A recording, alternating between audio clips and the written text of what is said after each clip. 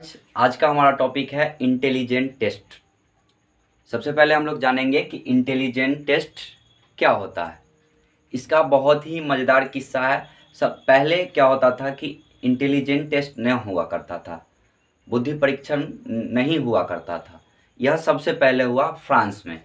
कहाँ हुआ था? तो फ्रांस में हुआ था। सबसे पहले हम लोग जान लेते हैं कि इंटेलिजेंट टेस्ट का जो जनक कौन है।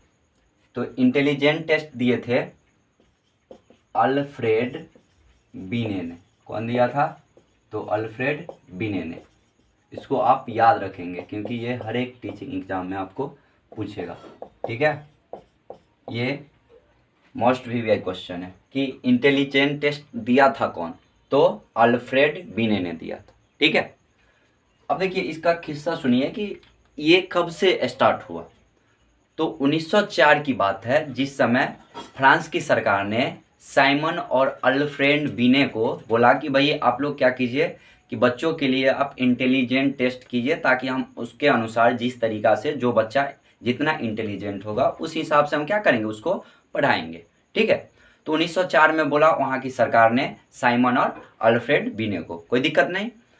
इन्होंने स्टार्ट कर दिया उस पर काम, और एक साल के अंदर में मतलब 1915 में 1905 में क्या किया इन्होंने, फर्स्ट इंटेलिजेंट टेस्ट दे दिया।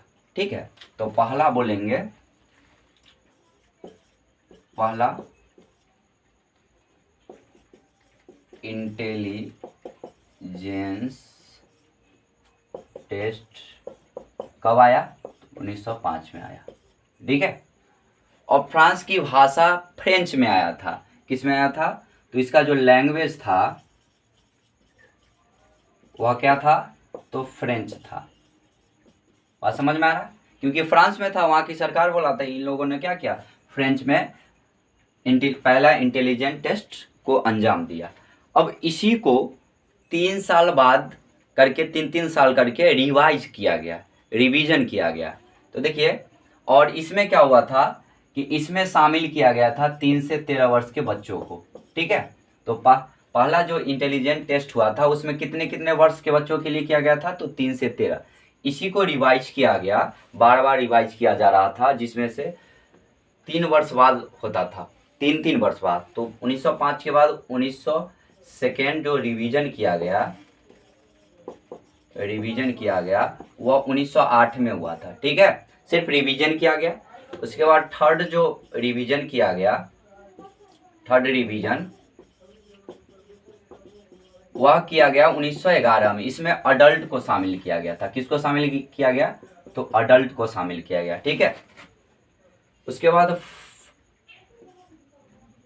फोर्थ रिवीजन किया गया 1916 में। ठीक है, तो इसका नाम दिया गया स्टैनफोर्ड बिने टेस्ट, बिने टेस्ट। और देखिए ये सारे चीज पर काम कौन कौन कर रहे थे? तो साइमन और बिने कर रहे थे, लेकिन इसमें एक और व्यक्ति जुड़ गए जिनका नाम था टर्मन। कौन जुड़े? तो टर्मन।